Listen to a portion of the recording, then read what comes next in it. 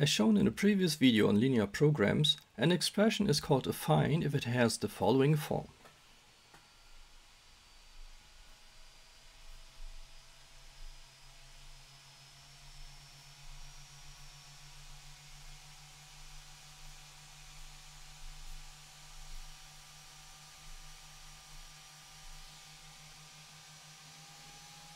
In this context, the a's are parameters and the z's are decision variables.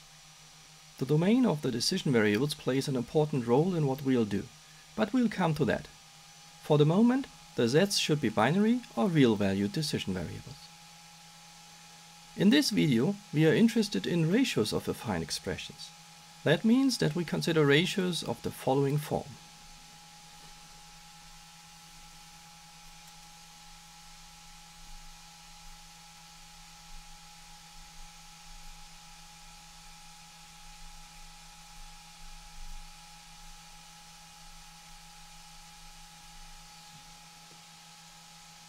The numerator and the denominator are affine expressions.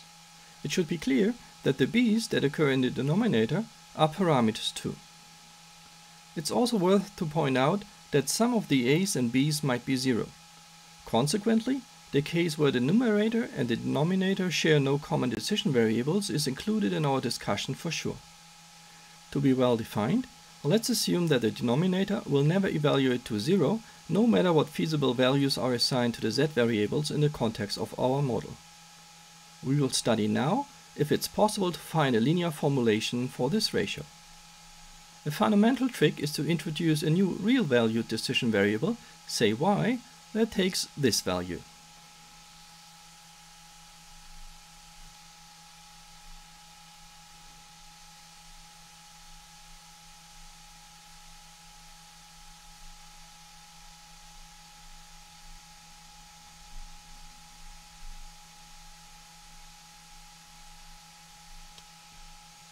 Note that this is equivalent to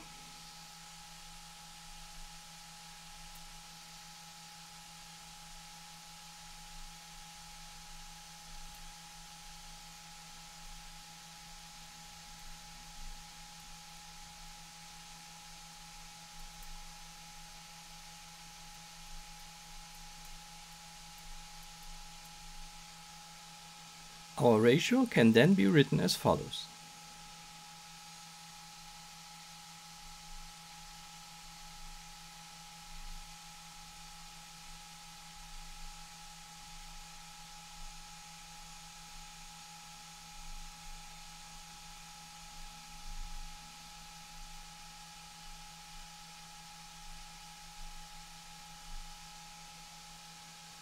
This is not linear, but we can now introduce a new set of real-valued decision variables, say x1, x2, and so on, which are defined via coupling constraints as follows.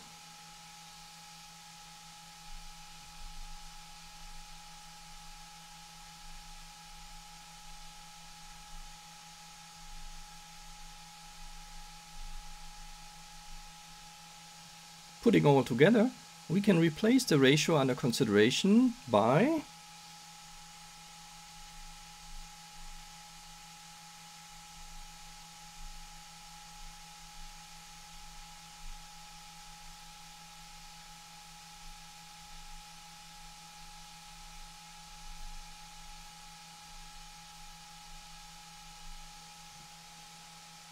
and in addition, we need to add the following to our model.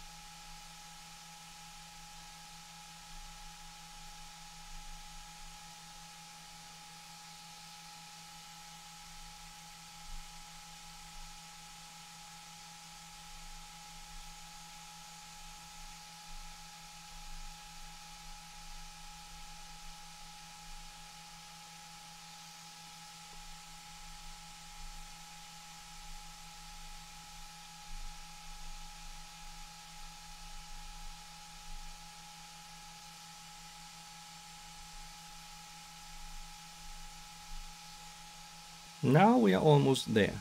The formulation we have derived up to this point is still not linear because the coupling constraints that define the xi's are not linear. But, as we have seen in a previous video on linear formulations of products, if all the z variables are binary, the coupling constraints can easily be transformed into linear form. So for the case that all z variables are binary, we now know how to give a linear formulation for ratios of affine expressions. Let's now turn to the case where all the z variables are real valued. The model modifications up to this point are identical. But, as we have learned in a previous video on linear formulations of products, we cannot provide a linear formulation of the product zi times y because both variables are real valued. Nevertheless, for special cases, we can find a linear formulation. Consider, for example, the following case where our ratio defines the objective function and all constraints in which z variables occur are linear and depend only on the z variables and no other decision variables. The model looks like so then. We maximize or minimize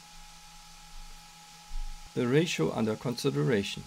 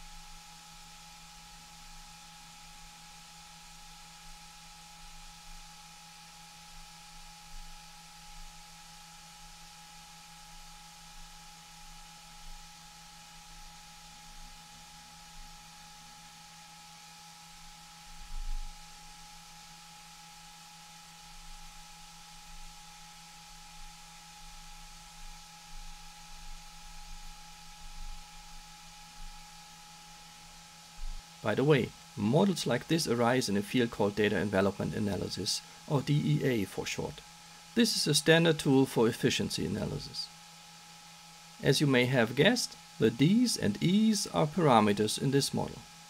We can now apply the same model transformation as before to get the following in an intermediate step.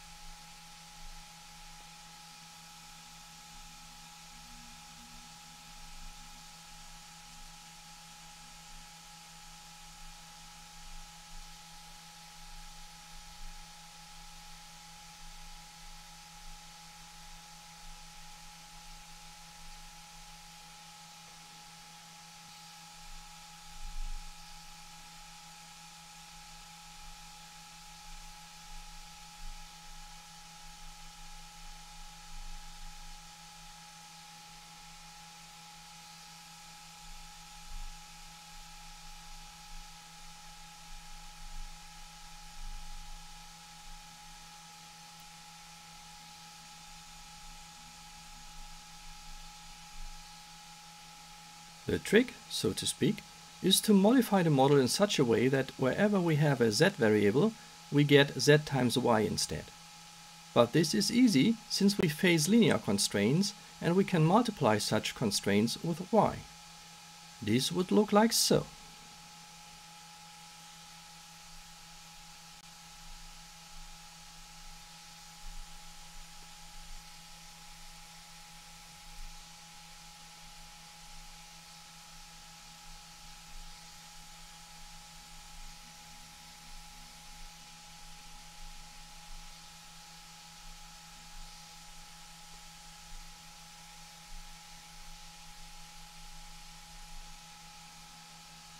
But watch out, because this is correct only if we are sure that no negative value is assigned to y,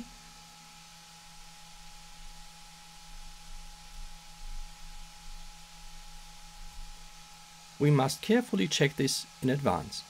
The reason is that, as discussed in a previous video on model transformations, the direction of inequalities must be changed if we multiply the inequalities with a negative factor. Of course, if y was non-positive, then we could change the direction of the inequalities and it would all be good. But if y can take negative as well as positive values, then this transformation wouldn't work because we could get the inequalities wrong. The final step is to substitute zi times y by xi, which is similar to what we have seen in a previous video on the substitution of variables. That makes the coupling constraints as well as the z variables become obsolete, and the model looks as follows.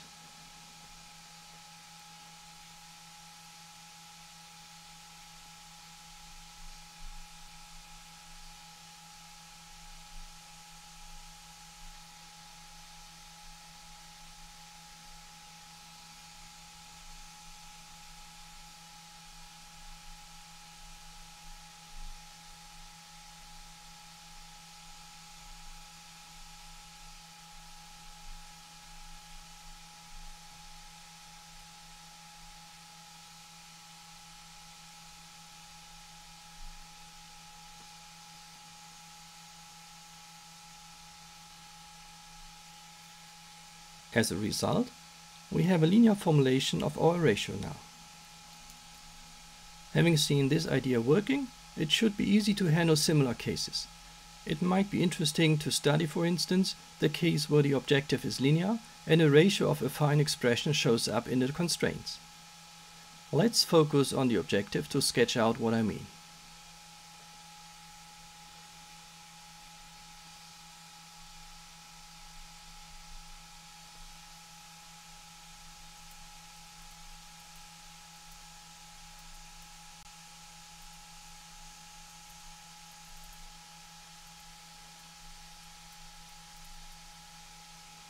This would be turned into the following when multiplied with y during the course of our transformation procedure.